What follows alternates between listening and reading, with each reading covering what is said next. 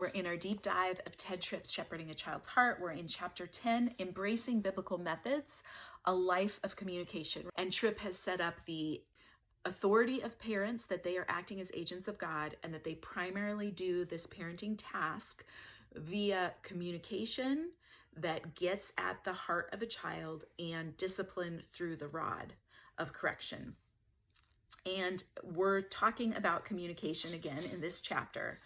Now, a couple things here. I do think it's interesting. Tripp, I would say this is a unique thing about Tripp's book. We see it a little bit in this graph. The graphs in here are funny. I know it's the 90s, but they're very simple visuals. But here and in the latter chapters of the book, Tripp does an unusual thing for much of popular Christian parenting teaching, where he does recognize that the ultimate goal is autonomy and agency. He does name that children are autonomous, and you can show, even in his little chart, he's showing that as a child ages, that the parental influence would wane. That's unusual because a lot of popular Christian parenting teaching, because it carries so many aspirational ideals that say, well, a parent can count on a legacy. A parent can trust that their children will be Christians. If you train up a child in the way they shall go, you can determine the outcome. That can really cultivate an almost enmeshed parenting, where children are either extensions of parents, or they're godly arrows to serve parental purposes, or a parent doesn't know how to relate to an adult child if an adult child has made choices a parent disapproves of.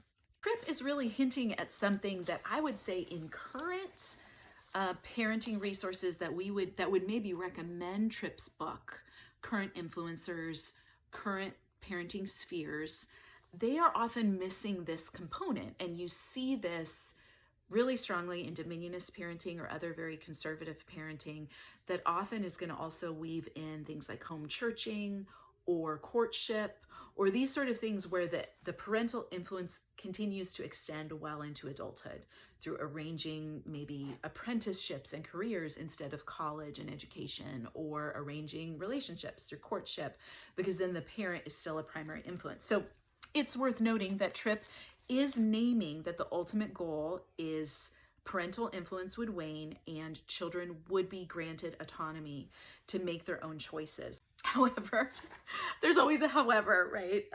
What is being said actually played out in actionable ways, because Tripp is saying that, and that names the personhood of children. However, when he goes on page 90, he talks about shepherding the heart and really says that a parent's goal has been to embody the process of guiding our children. This is a direct quote.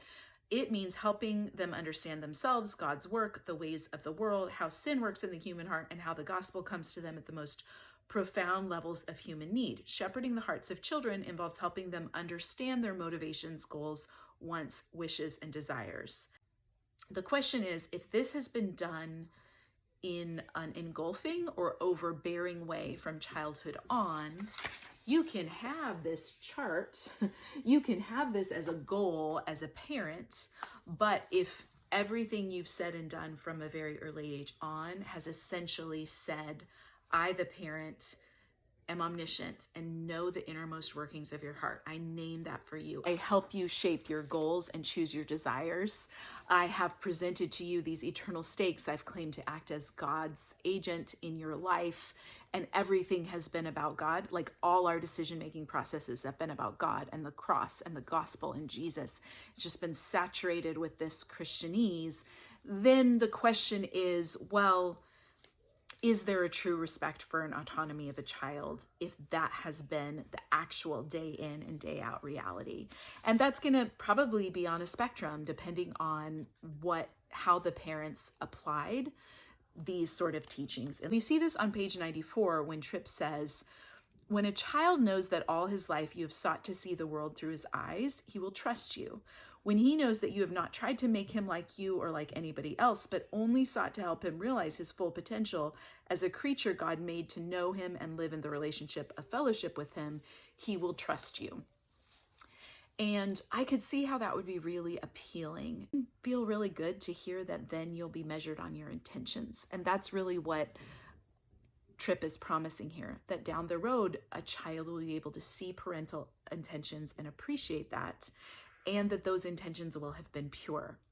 Which is really interesting given the nouthetic framework, because as has been evident all throughout, Tripp really believes that the heart is idolatrous as a starting place. And so the idea that parental intentions are somehow immune to a deceitful heart or deceptive heart is interesting.